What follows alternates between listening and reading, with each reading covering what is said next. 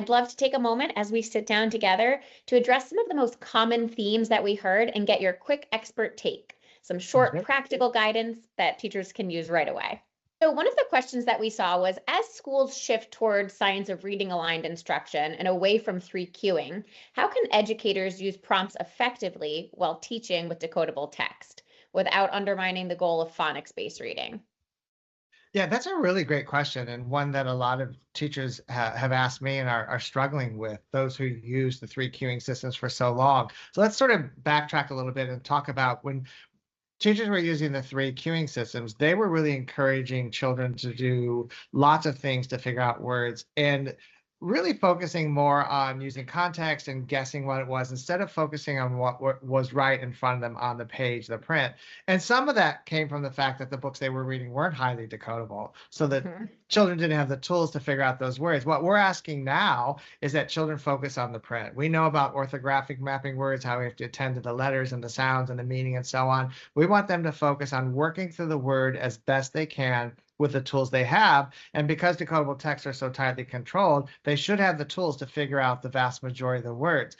They can then use some of those other prompts to confirm. So if the children have read a sentence and they've struggled with a word and figure it out, then we can ask them, did that make sense? So it's a confirming strategy, not a strategy to access the word. And that really is the shift. I love to hear that. And as you and I had chatted about before this presentation, I was of the generation of the 3Qing system as a teacher. So it's really interesting to follow this shift and hear your perspective on what that looks and sounds like in the classroom. Thank you.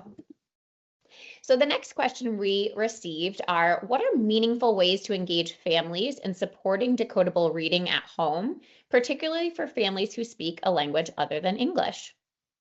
So this is a common issue at the schools that I work in. Many of our students speak a language other than English at home. And we basically ask our parents to, number one, provide the time and the space for children to do that reading, even if they don't feel comfortable in supporting them. Having that designated time and making sure that they are doing it can be incredibly helpful. Now, there are some of these books that are recorded, that have audio recordings, and that can help if you can send them home or children have access to them via their computer at home. Then that adds an additional layer of support for the child if their parents don't speak English or don't feel comfortable working through the book.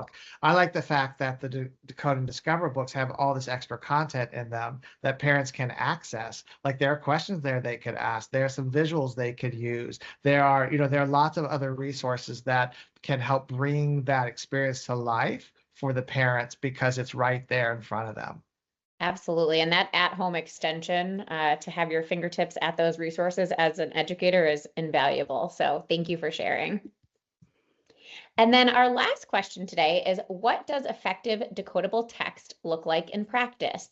Should students be working from individual physical books, a projected text, or combination? And then how does this translate to virtual instruction? Yeah, so this really depends on the age and the experiences of the children. In the schools that I work in, we typically on the first day will project the book. And we'll have the students at the carpet in front of us. So it's like all eyes on the board. We're pointing to things. We are doing our vocabulary. We can mark it up and what have you. And then the children get the book either at the end of that lesson to highlight patterns, or they get it the next day. Now, with some of our older students, they're able to do an echo read and follow along and do the things that we want. Sometimes it takes a little time to get them there, but that has been what has worked best for us. In a virtual setting, that's really interesting because I wonder, you could still point to the text, as you're reading on a computer, and I would certainly encourage the children to do that. And if there's any way for them to have a downloadable or something they can print at home, if they have access to that, that would be ideal as well. Absolutely. That makes complete sense. I know I really value, even as an adult, a physical book in my hand. So I know students would too as well.